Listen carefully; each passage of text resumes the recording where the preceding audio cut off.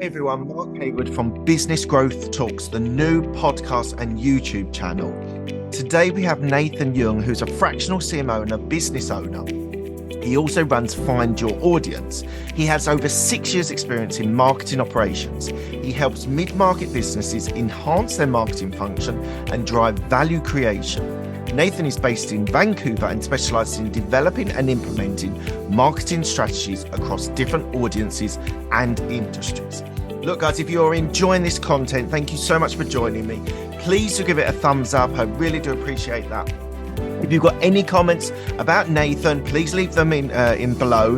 And also, if you are enjoying this content, please do subscribe, because it makes a huge difference to the algorithm and it can really boost this show. So please do think about hitting that subscribe if you're enjoying this content. And over to the interview.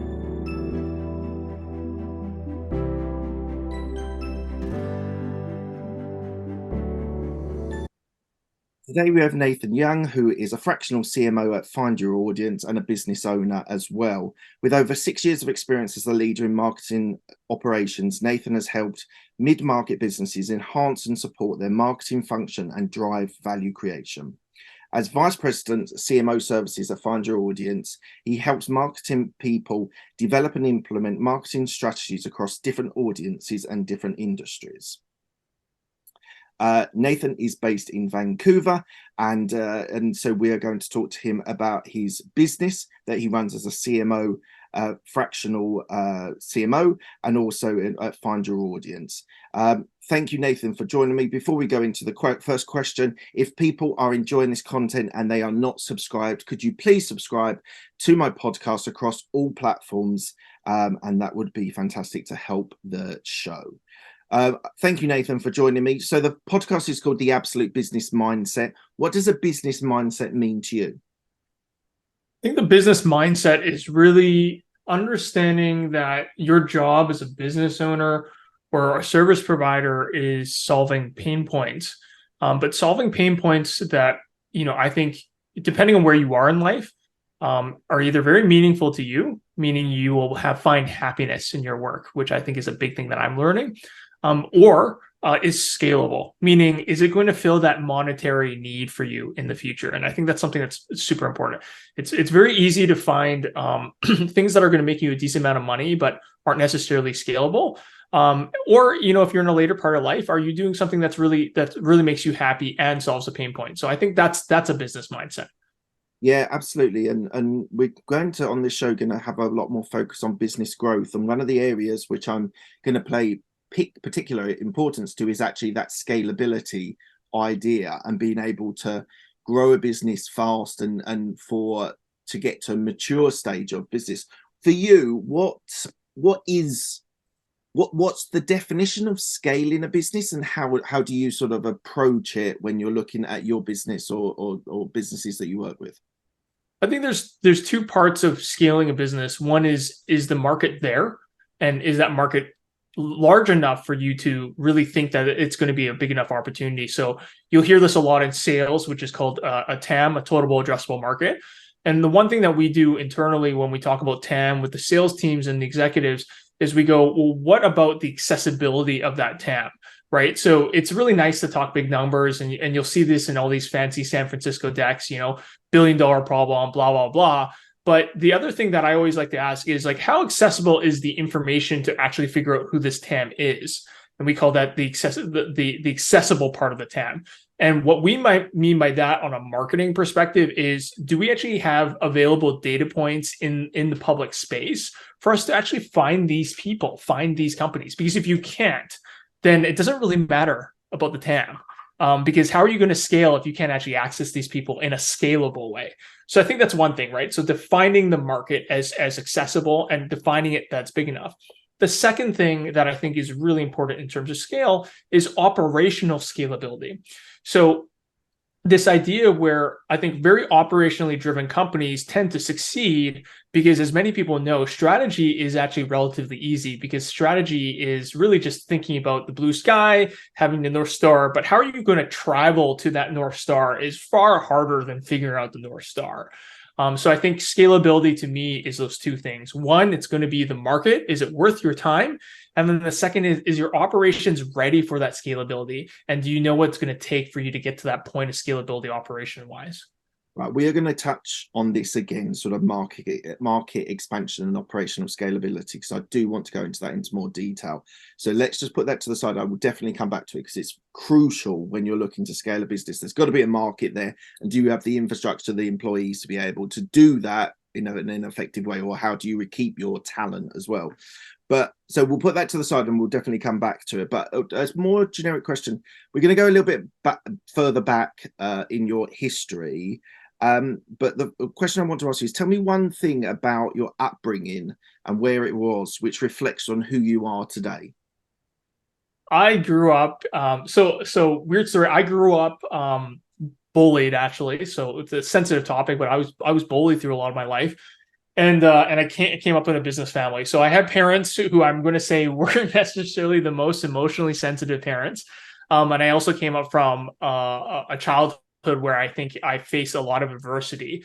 And there's one thing that, I think I'm very lucky to have is I went through that adversity and I was able to come out with a very different perspective. And I think even without some parental guidance, I was lucky enough to find myself guiding in a healthy direction.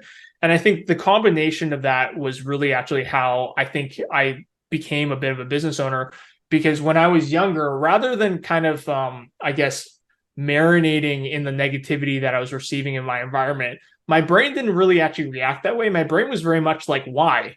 I kept asking questions like, why was I being bullied? Why do people feel like it's okay? Why did they think it was cool? And rather than really just sitting there, yes, I was sad sometimes, I spent a lot of time trying to figure out why.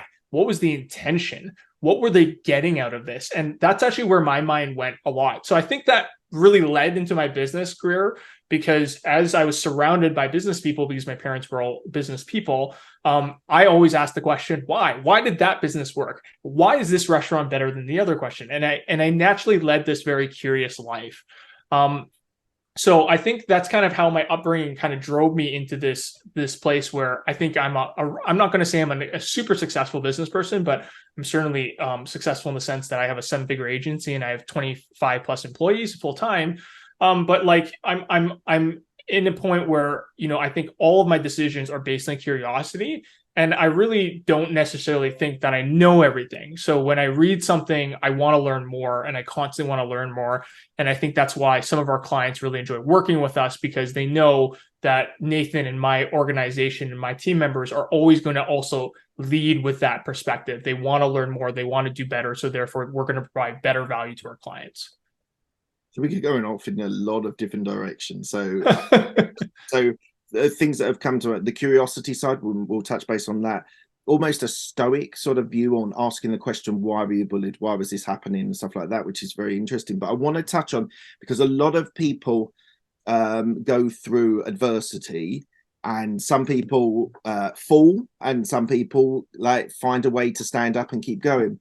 So for you, do you think the resilience that you had from being bullied actually aided you as a business owner and sort of gave you that ability to be able to, when knocked down, to stand back up again? There's some interesting studies that actually show that a lot, I'm not going to say all, but a majority of very successful CEOs have had some form of childhood trauma.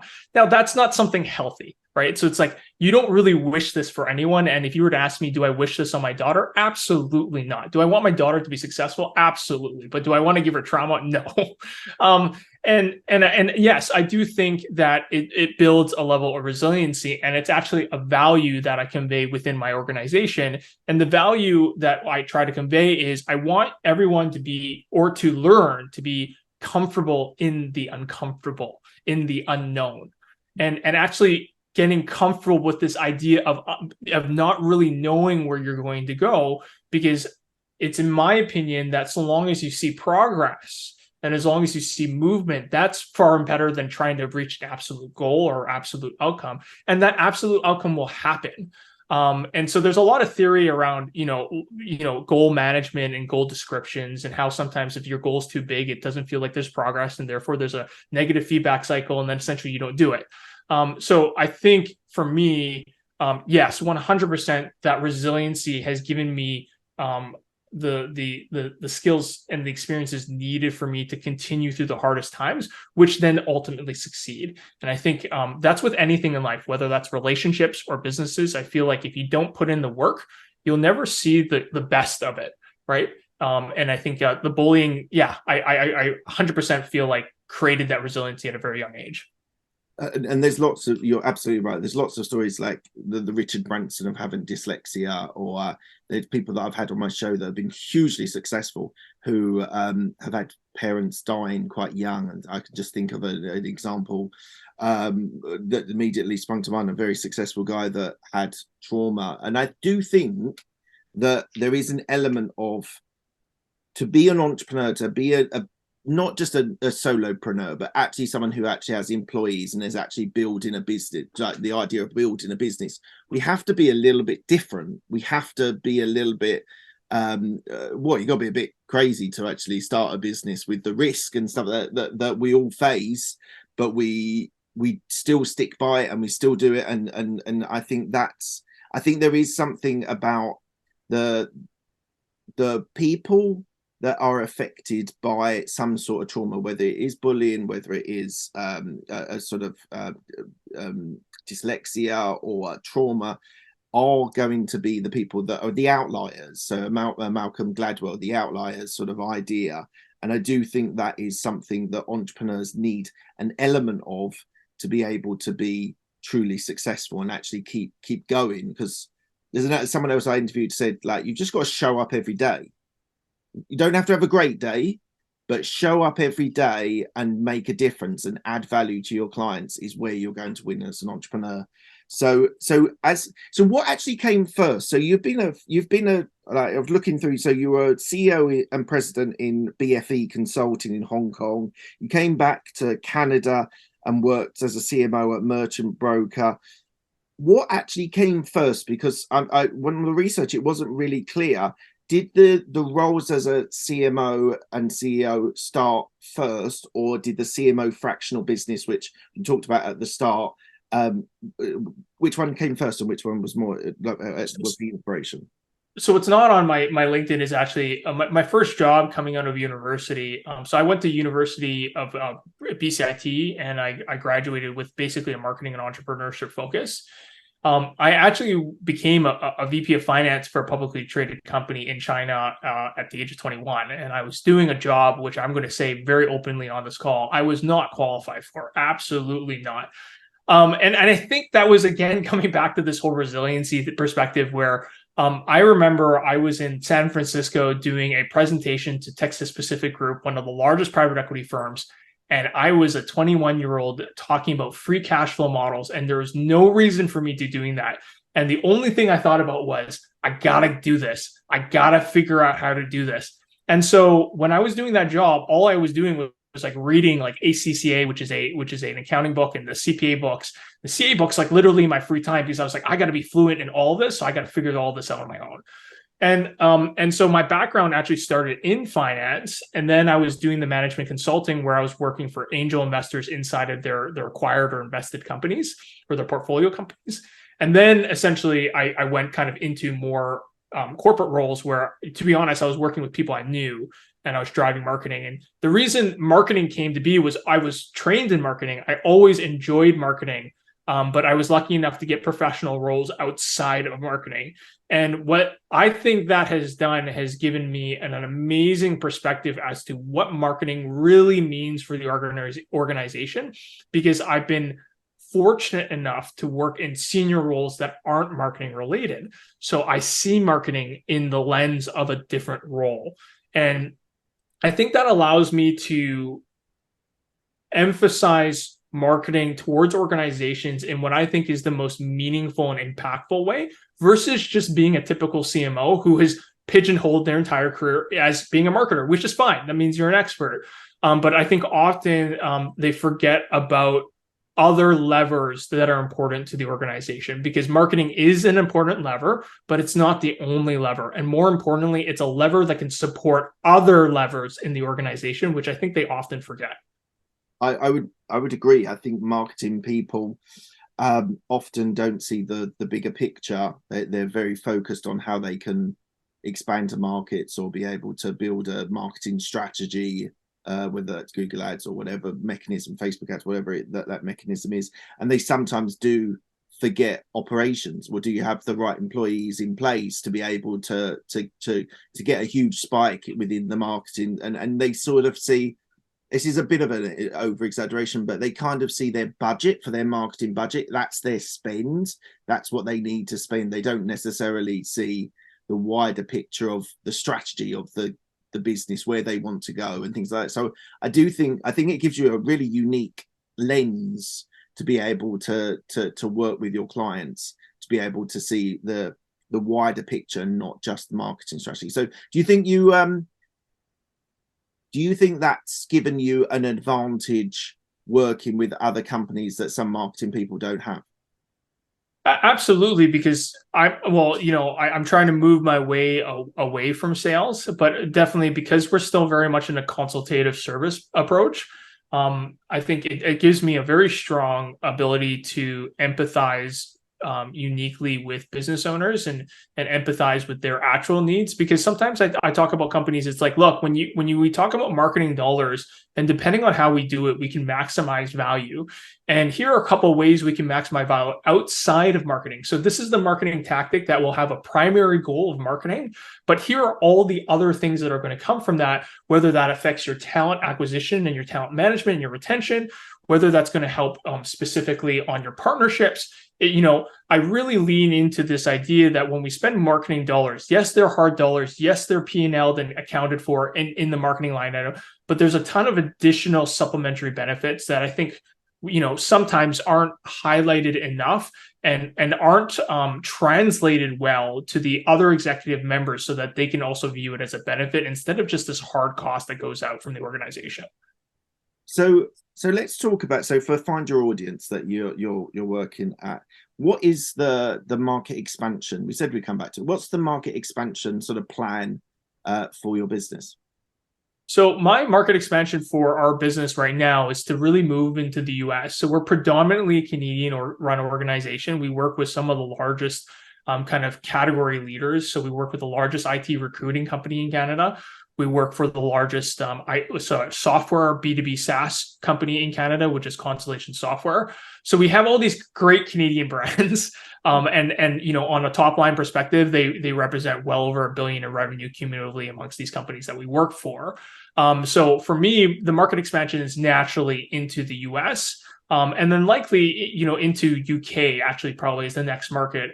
So a lot of our market right now, or a lot of our clients, they are international, so they do work in multiple countries. So we do support them on an international perspective, so we know how to operate within those countries. But predominantly in terms of our sales and the clients that we meet, they tend to be Canadian oriented, where either their secondary office is here and then we end up working for the organization, but we don't really work with a ton of primary US clients. So that's a natural movement for us. So I don't even think we've maximized Canada yet, to be honest. So then on an operational perspective is, do I really want to expand myself in the US when I haven't even maximized the Canada quite yet? So that's something that we're facing. And it's something that, on a growth perspective, I'm thinking about, because as I've mentioned at the beginning of the call, there's two parts, the TAM and the operations. In my opinion, my operations needs to change before I do that. And one of those changes I feel like is actually moving away from our consultative approach and really, really forcing a productized approach towards our service, and then scaling that before I go ahead and go in the United States. That's interesting. So the sort of standardization, the sort of building a sort of process that can be repeatable and scalable, you sometimes do lose the bespokeness, which a lot of clients actually like. So maybe not necessarily the top co companies, the mid-sized company, they enjoy working with people that have a bespoke nature of their services. How do you foresee that movement from sort of more bespoke and sort of supporting the client, you said in the consultation side of your business, how are you going to transition into something that's more product driven, that you can then scale it that way? Well, amazingly, what I think I'm fortunate enough is that we've worked with, well over 70 plus clients, and there's common themes. And so what I feel like is, as much as we do a lot of custom work, a lot of that custom work is actually quite repeatable in the sense that our scope of work is custom, but the work itself is quite repeatable. And what I mean by that is a lot of our clients will say, okay, well, these are my priorities. I need demand generation, which is paid media, and I need content. Okay, so those are your two kind of tactics that we need to. Those tactics in themselves are repeatable. I think in this year alone, we've already produced about 8 different websites. That's a very repeatable process that we've really standardized within our organization. So this idea where, we want to provide bespokeness, yes, but what I've started to realize is we're providing bespokeness, but at the end of the day, the tactics are very standard. The approach of how we implement these tactics are very standard. So I'm not overly concerned about the idea of being bespoke, but more like I want to be able to approach clients more particularly in the sense that these are the standardized services and you can choose them rather than us selling what we do right now, which is a managed service retainer, where they essentially rotate amongst these tactics. So I want to be just a bit more prescriptive on the tactics and have that standardized. And the reason I want to do that is because when I'm managing resources, so on an operational perspective, when I'm managing resources and clients have the ability to move their tactical priorities kind of fluently within our organization, the resourcing of that is difficult, and also the execution of it is more difficult. So it's not as efficient. So I don't want to remove the bespokeness 100%, but I do really want to just prescribe and box in that scope just a bit tighter, so that we operationally can do a better job and we can do it more efficiently and we can do it at a better cost. So those are all kind of things that I'm thinking about. Yeah, that's perfectly sensible. And from an operational point of view, you don't. Do you have the right people in place in the right areas to make that operational sort of shift into more standardized services? I absolutely do. And so I talked about this on another podcast where I think we climbed the wrong side of the hill. We grew a business on a consultative perspective. And so we grew it up to, again, 20, 25 plus now full-time employees. I'm very blessed and very fortunate that we've done it, but it was probably the steepest incline hill you could grow. It's the hardest, right? To grow a bespoke business. I'm very lucky that, at right around the 20 mark, I started really institutionalizing middle management. And now when I'm going upwards to the 30 mark, I am really looking at putting in an executive team. So I am lucky enough that I am progressing to this idea, build to sell or whatever, just a structured institutionalized approach. And so because my team is so good, we have institutionalized the products to a certain point where they are very standard. And now I actually have people within my middle management who are specialists in some of these things. And so therefore I do have this ability to slowly make this transition. And then again, I think the most important part is you said, do I have great people? And I'm very lucky that I have great people. But what's also amazing once I standardize is if it's even more standardized, I don't need to have great people. And that's the other part that's really amazing, right? So when you have an amazingly standard process and it's very well documented, the ability to acquire talent is easier because my training is so much better and the work is so much more standard. And that's the difference between kind of the consultative approach and the productized approach. If I do consultative, I need to really hire A+ people all the time. And A+ people are hard to find. Yeah. They're not easy to find, and they're bloody expensive when you do. If I can hire a bunch of B people, no offense, okay, anyone really, no offense, right? There's people in your class that are C+ people and A+ people. That's just how life is. But if you can build a business where your C+ people are operating at A- all the time because your process is so good, that's great. That's scalable. That's easier. So that's kind of why we're moving away to that approach. It makes sense. How do you keep your talent, the guys that you want to keep? What's the strategy for keeping your best people? I practice pretty transparent honesty with my team members. And we try our best to implement a policy where you can ask for what you want and not feel guilty. So I think there's a lot of organizations where you say, if you ask for a raise, you might feel like you might get fired, or it might be like a negative performance thing that, you know what I mean? Or, so I have tried my best to instill a policy where you can ask and you will get an honest answer, and there will be no consequence of asking that question. And I think that has led to a healthy environment where I think a lot of our team members do have open conversations with me. And then the other thing that I do is we do, I don't know how, I'll be honest to say, I don't know how scalable this is going to be after I get to 50 employees, but we run a pretty loose ship when it comes to like time off or requests for times off and things like that. We really don't keep count. So I expect my team members, so the expectation for my team members is you have deadlines, you have expectations, and you have managers. If you can complete those deadlines and you can, or with an agreement with your management, with your managers, you can move those timelines, then you can request your time off. I don't care. You need to go see a doctor in the middle of the day? Fine. I don't need to know. Your dog is not feeling well and you want to take the time off. And so we really try to instill this, like, your life is very important. I'm going to butcher this number, but I feel like I think 5 of my members are all moms. So they have kids. Kids are running around, and they have to have flexibility, because I know how important it is to have a kid. I have a young daughter. And so we very much are on this stance where if someone needs to go, then just go. You don't need to beg for it, but just be accountable for your work, right? Don't disappear, ask your manager, cooperate, plan.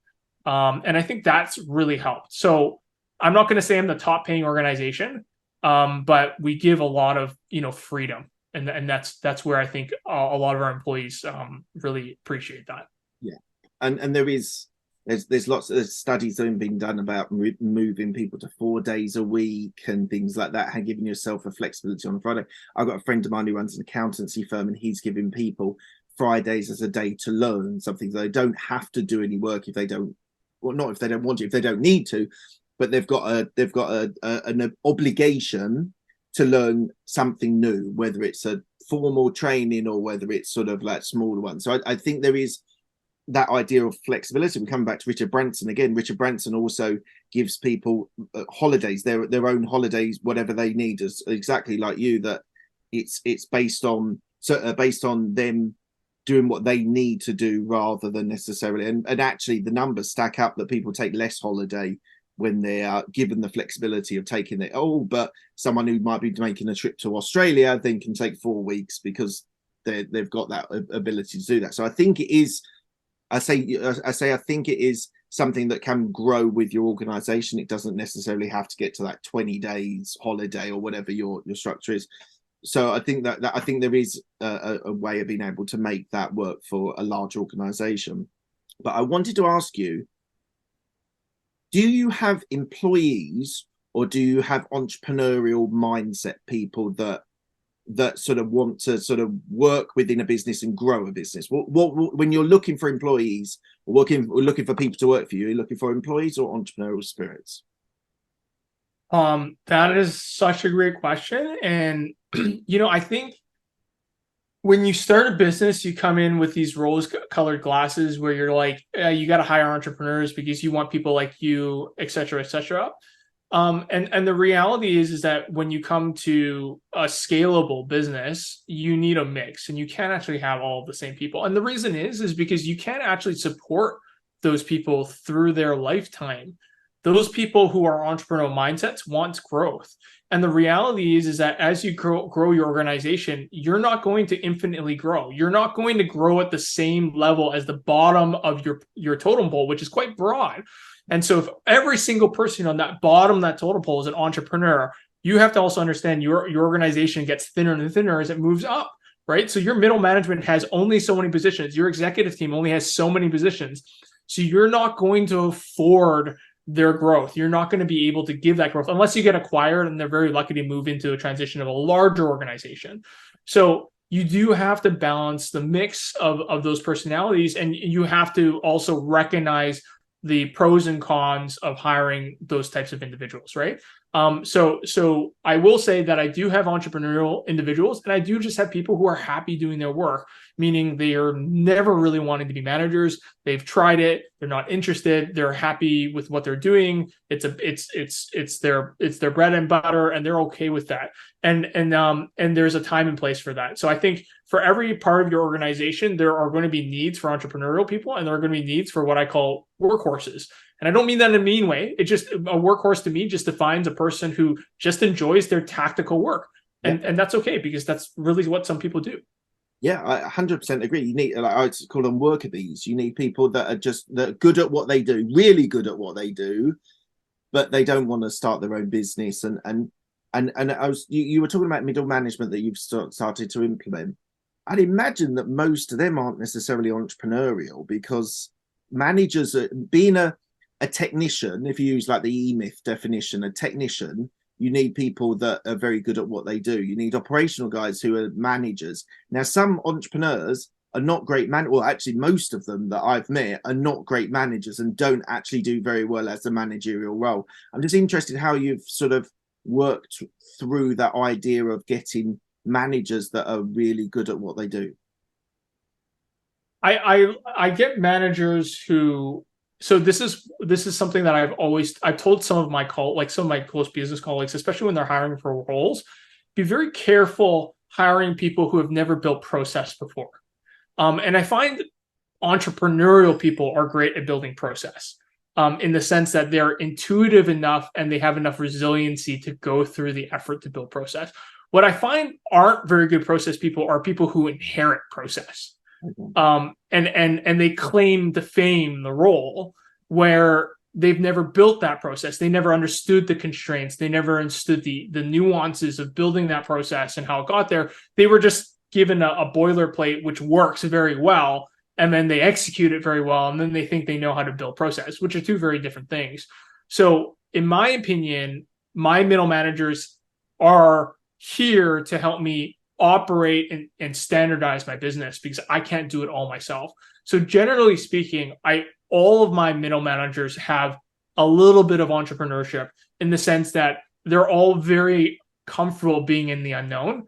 They're all very comfortable starting from scratch, and they're all very comfortable building a foundation to support whatever that function is or activity, and do it on their own and iterate on their own. So that's what I'm looking for. So I do have they all have technical specialties, in the sense that they're all good at like one area of marketing, but I do really look for that ability to build process, and that's where I think a lot of entrepreneurial spirit lives. Yeah. Are you a good manager? Are you a good leader, would you say? No, I don't think that I'm the best leader. I wouldn't classify myself as the top percentile being lead. I think I'm doing okay. I think I'm doing well. And I think I change. The reality is that I do actually really quite listen to my team, which takes a long time. One of the reasons why I scaled the business was actually one of my old time employees, Alice, who was someone I was managing quite a long time ago, came up to me. She's like, "Nathan, you're never going to scale this business unless you empower me. So you have a choice: empower me or I leave." And I was like, "Oh God, fine, okay." And it was incredibly uncomfortable. And Rudy, who's my head of operations, she wasn't as strong-handed, but she certainly alluded to the same result. And it took a long time for me to be comfortable with that. And honestly, ever since then, it's been hockey stick growth. So I wouldn't say that I'm natively a good leader. I have learned to be a good leader, or at least a better leader. And I think I'm always learning how to be better. You talked about change and adaptability, and you just then we're talking about that as a leader. Now, I think actually that adaptability, and you've mentioned it a couple of times, that being able to deal with the unknown and sort of embrace the unknown is really important. For you as a business, how important is change for you, and being able to deal with change, but equally your managers and your team being able to deal with that change? Massive. Right. I think if you can't change as an entrepreneur, you can't let go of ego, you can't let go of product market fit, you can't let go of a client leaving and finding solutions. like you're not going to survive. If you're too prideful in your work, you got to realize this isn't about pride. This is about running a business. This is about supporting, and more importantly, this is about supporting the people that you've hired and keeping them, a good life. And so I think if you can't adapt to change and you're just going to succumb to change, you're going to fail. And I think this is really anything in life. If you're going to succumb to change and just give in to the fact that it's not going the way you want it to, well, you're not going to succeed. There's going to be the rare story where you fully align and there is no change and you succeed. Sure, that happens, but that's often not the case, right? Businesses, though, aren't they? They're further along the line that have don't need to sort of have that adaptability and that pivot and being able to move. Like we'll all through COVID, everyone used the word pivot and agile in the wrong sense, but essentially that sort of ability to be able to change in COVID was massive. Everyone went on Zoom or Teams or whatever, and being able to adapt and change, I think, is super important. And I think from a leader's point of view, with the point that you made, you might not be aware of making them, dropping the ego of the leader or of the entrepreneur, being able to drop your ego and work forward for your business and being able to adapt and change is so important. What's your views on that, dropping the ego? You have to. There are going to be times where you're right, and there is going to be lots and lots of times where you're going to be wrong. And if you can't drop ego, so this is a part of a book that I'm writing, which is on marketing psychology and consumer psychology. But like, there's like one very specific thing that's very obvious in like almost all the research. It's like we're inherently overconfident. We inherently, on a mental model perspective, love shortcuts. And one of those shortcuts is a self-serving overconfidence bias, right? We love to think we are right. We love to find reasons we are right. We love to natively ignore things, even though they say that we are wrong, and still think we are right. And if you know that, there's a huge probability that you will make mistakes in life and you will not do what's best for the organization. And so if you can't drop ego, if you can't seek the truth and be okay with it, I said I climbed a steep hill. That is the steepest hill you're going to climb, and you will be lucky, only lucky, if you find yourself on the other way again, if you want to continue living that way, running a business, right? Because I'm not going to say that you did it out of smarts. I'm going to honestly say, if you were constantly overconfident, constantly self-serving, constantly looking for confirmation biases, you're just going to be lucky. Now, that all being said, you could just be like WeWork and run a business up to $1 billion that isn't actually operationally feasible. That could be the said to that. But I kin a lot of that to other things, keen marketing, huge network effects, key players and influencers. But not everyone's going to be like Mr. Adam. And so the reality is that if you want to do well, drop the ego. 100%. And often what happens is that entrepreneurs are the bottleneck in sort of situations because they think they can do the areas differently. But I think you've grown further than that. And I think the idea of being the person driving the strategy of the business, it feels like what you've spoken to me about, that is super important to you. So I think that's a very, very smart and a clever way to do it. For you and your business at this stage, is market share more important than profitability? Oh, that's a great question. I'm going to say not market share. I'm going to say, for me, differentiation is probably the biggest and only thing that I care about right now. And fundamentally, I'm in probably one of the toughest categories to differentiate in.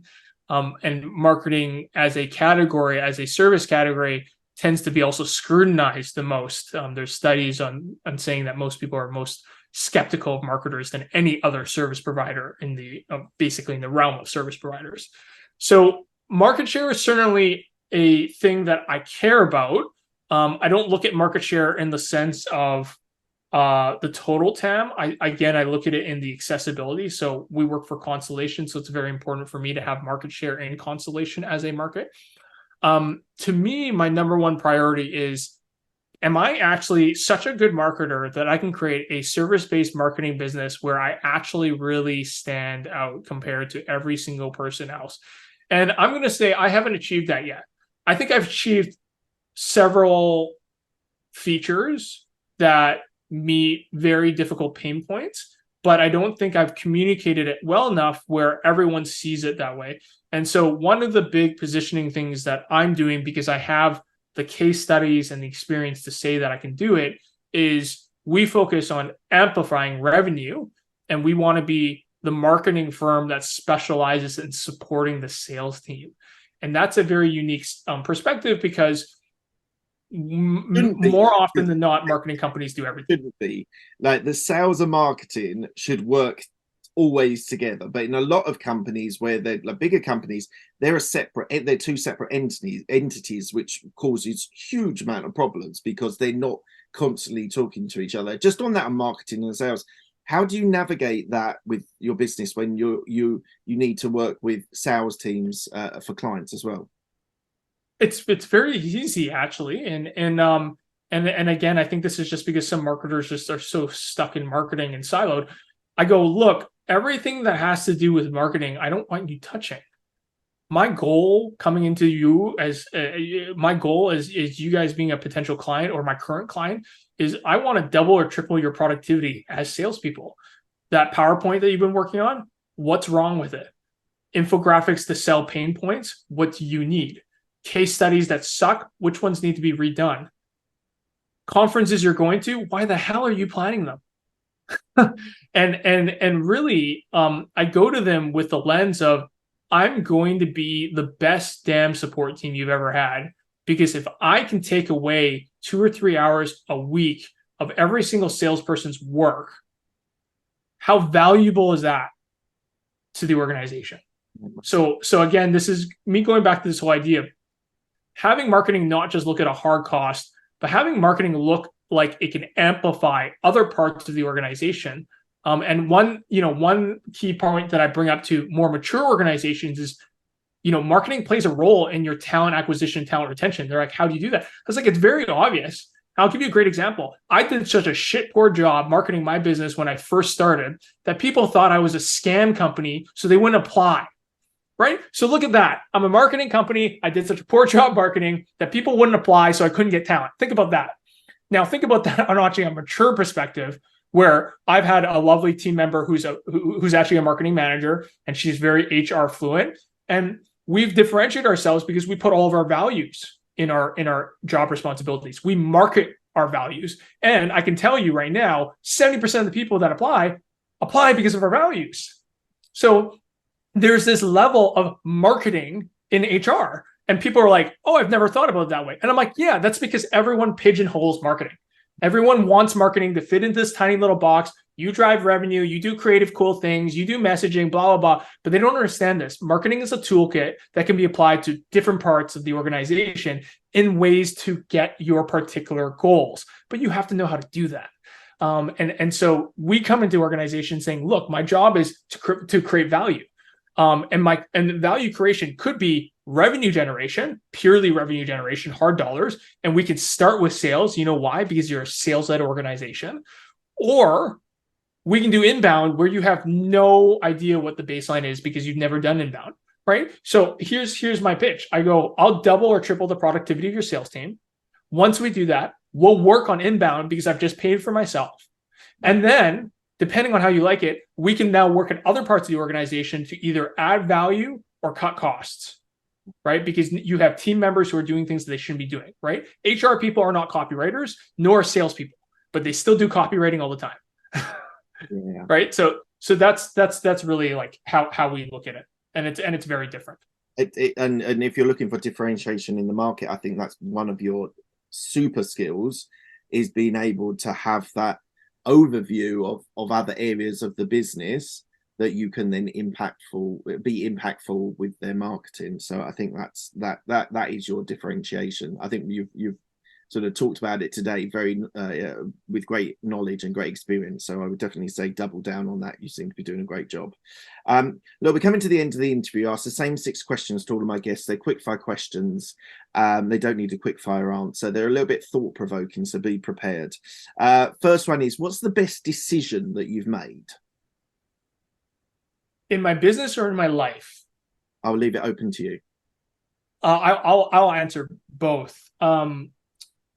I would say my best decision in my business is empowering my employees and being comfortable with an incredibly uncomfortable thing. You're handing off responsibilities that are very important to me. Probably the biggest change. And I think in my life,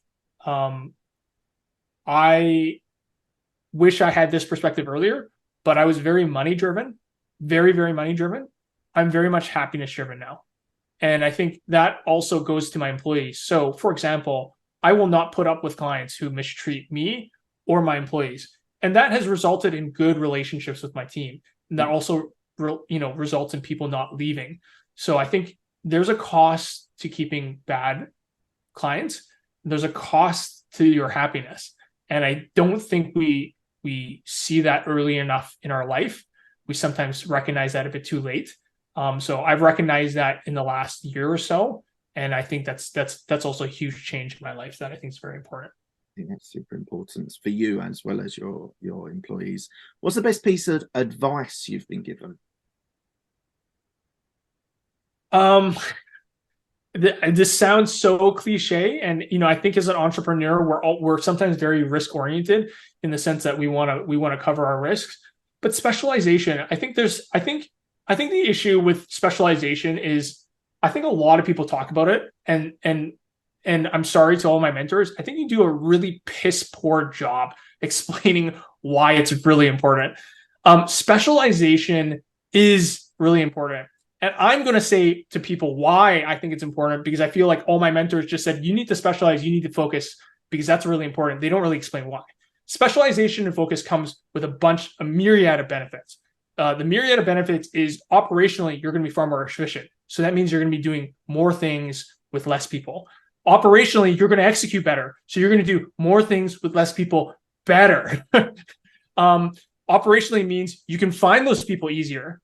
On a marketing perspective, it's easier for someone to actually be convinced of your services. And so when you have specialization, you get all of these operational benefits, an incredible amount of operational benefits that could probably double or triple your productivity, in specialization. And it cuts the time in half for someone to actually believe that you do what you do. Because I am 100% sure you or anyone listening, you have gone to a vendor, and whether that's for photography, art, websites, I don't care what it is, cars, okay? When they say, I only deal with trucks, and I deal with trucks that are old and are in diesel engines, and you have a diesel car, you will naturally think that they are going to do the best job. They don't need to explain anything. But if you go to the guy who deals with electric SUVs and the newest Hummers and blah, blah, blah, and not diesel engines, but has diesel engine in their portfolio, you know they can do the job, but you're not as convinced. So just from your specialization, you have already convinced someone halfway, if not more, that you can do a better job. So I don't think people really recognize how important that is, especially when I can tell you it takes anywhere between 30 to 50 impressions to convince someone of your brand. So imagine if you can cut that in half. That's what specialization does. So specialize. Super. Who's helped you most in your career? Who has helped me most in my career? I'm going to call out one of my oldest mentors, Deepak Dewan. He's in Toronto. He runs a company called Lightpoint Asset Management. Huge shout out to him. When I was 30, he gave me, he's the meanest mentor I have. He sat me down in the lounge and he said, Nathan, you have 10 years left in your life to do something good, so don't F it up.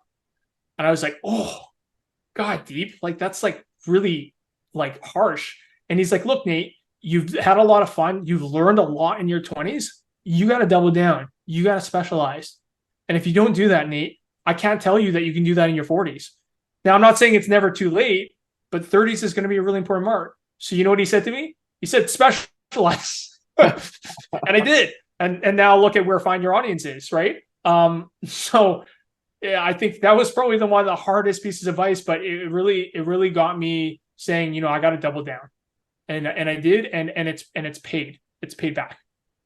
Great. Tell me about a regret that you have. I have a regret. I have some regrets around how I actually run this business, because um, I think running this business has caused me to miss some opportunities. I think it's a regret because at a certain point in my life, I had a financial goal, and I think if I went with those options, I would have met those financial goals at a very early age. At the same time, which I've talked about, is happiness. One of the reasons why I love this business and I love my team is because I love caring for them, and I love educating them, and I love growing them. And so I do have a regret that I think I could have left, been financially more stable, and then spent more time with my team. But in the hindsight, as some of my other good friends have told me, they're like, "Well, Nathan, would you have been okay leaving 15 employees who have trusted you, believed in you, wanted to work for you, just so that you could earn more money? And would you be okay living with that? And is that something your daughter wants? Is that something you want your daughter to know you for?" And I would say no. So it was a regret. It still is to a certain extent, because I do think it will change things. But at the same time, I think there's a lot of life lessons from that. Absolutely. What are you most proud of? My daughter. I'm most proud of my daughter. How old's your daughter? She's 19 months. She's amazing. She's cute. She's lovely, and I'm so proud to be a dad.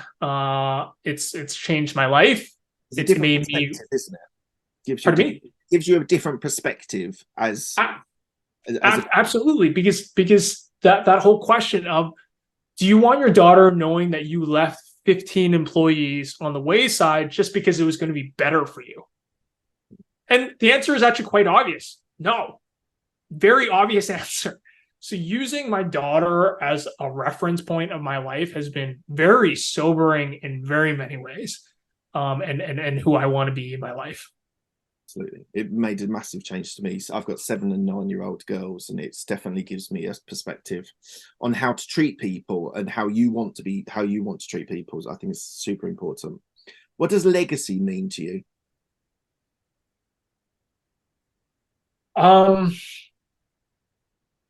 I think legacy for me is the ability to have made an impact in other people's lives in a meaningful way, and being remembered for that. And I think the more important part is like, I guess what I'm trying to say is, I don't care for the remembering part.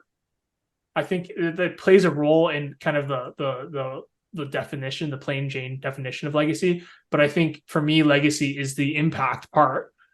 Generally speaking, if you make an impact, they will remember you. But I don't care about the memory. I care about the impact. So I think my legacy is, especially for those what I consider in my inner onion slice, or my secondary onion slice, the ones that are very close to me. I want to make sure that I provide value to them, and that value could be emotional value. That value could be monetary value, but I want to provide value, and I hope that that's aligned with whatever they need at that time, right? So I don't want to shy away from monetary value, because that it might be, to some people, the most important thing for them at that moment in life. And if I could do that for them, that's very important. My best friend in Monaco loaned me money in the most stressful moments, no questions asked. And I will never forget that, because I also did the same for him. And that builds relationships and friendships. So relationships are the bedrock of business. I don't care whatever business you've got, you need to have relationships with your team, you need to have relationships with your clients, and they are just super important. So 100% agree with you. And lastly, people want to know more about you or more about your business. Where should they go? Sure. If you want to learn about my business, I'm not going to say it's the best website, but you can look us up at www.findyouraudience.online. Getting totally fully rebranded this year. We're totally repositioning ourselves. Just take it with a grain of salt. And then also, if you're just interested in learning a little bit, I am talking about a ton of marketing psychology. And you can find that on my Instagram at fya.marketingbites with a Y. Or you can just find me on LinkedIn as Nathan Yeung, spelled Yeung. I don't think there's a ton of Nathan Yeung, so you should be able to find the marketer. If you don't, I'm sure Mark will have it posted. Thank you, Nathan. It's been absolutely fascinating talking to you about you and your business. Thank you so much for your time today. Good luck in the future, and I'm sure we'll speak soon. Thanks a lot. Thanks, Mark. Hey, everyone. So that was my interview with Nathan Yeung. And so I've been just thinking about this, literally just clicked off at the end of the show, and I wanted to give you my thoughts on what we spoke about. And we very much focused today on business growth and that idea of market expansion, talent, scalability, entrepreneurs versus employees. And I think the guy is a super smart guy who has a lot of knowledge on growing businesses. And as he said, which I think is super important, as a marketing perspective, he actually has that wider idea of what a business needs to be run as well. And I think that is sometimes the disadvantage of people that are in marketing. They very much get their spend on how they can generate leads for the sales team. But it sounds like he's thinking a lot more about a wider perspective and a wider idea of what businesses need marketing for to be successful. As he said, for his clients, if it's profitability, if it's revenue, if it's market share, he will work with his clients to be able to get the right mix that he can build a business. So I found it really interesting. I think that whole idea about employees versus entrepreneurs, I think that's something that he'll learn, that probably the most effective people for within the technician side and the manager side won't be entrepreneurial. There'll probably be people that want to be managers or want to be technicians to be able to deliver that. But that's something that I think we all sort of think about as a business owner. And from my perspective, there's definitely, I work with people that are very good technicians and they don't want to start their own business. It's not what they came into it. They want a job. They want maybe career development, but they don't necessarily want a job they want a job rather than a business to run. I think it's equally important. I felt him very humble when he talked about him as a leader. I think he's a super knowledgeable guy, super intelligent guy. And I think for him, it's something that he will grow into the older gets. I still think he's quite young. I think he's in his 30s. I think that's what he said. And I think there's still massive growth for him to be more of a leader within the organization and sometimes understand the bits that he needs to do and maybe delegating a little bit better. We didn't get into delegation. I think that's a really important point, which I will bring up with future episodes, that whole idea of how to be a great delegator when you're growing and scaling a business. So found him a really, really interesting guy. I think he's got a lot of experience, a lot of value that he can add to the world. I think equally, the point he made about differentiating in the market, if you've read Purple Cow by Seth Godin, that's a really good book about differentiating the market. I think he's super knowledgeable to be able to say in marketing, like digital marketing and marketing, it's very hard to be able to differentiate you because there are a lot of people doing it. It's quite a saturated market, the marketing arena. So I would say that's something that he will learn, and he's starting to think about that, which I think is really super important for that growth of that business. And that whole idea about standardization and processes, systems and processes are the way that you're going to be able to scale a business. So I think he's on the right path. I think he has great opportunity. If he's mainly Canadian based, the US market is not that dissimilar. He could definitely expand into that. I think that would be great for his business. And hopefully he can grow the market expansion into the US and perhaps into the UK with growing his team as well. Sometimes they grow at different stages and different ways. If he can manage that, recruiting really great people as well as keep getting the market expansion, I think he'll have an amazing business. So I think it's exciting times for Nathan. I think he's got a lot of value to add, and I'm going to keep an eye on him on LinkedIn myself and see how he grows his business. I think he's got a great idea, a great business plan, and I wish him all the best luck. So if you've enjoyed this sort of after reflection point, please do drop it in the messages, either on YouTube, or you can message me on a direct message on LinkedIn. If what your thoughts about the episode was, and if you are liking this sort of extra bit at the end, then please do let me know. I'd love to keep on doing it. So thank you so much for your time. It's been a great podcast. It's a great business model. and on to the next one. Thanks a lot.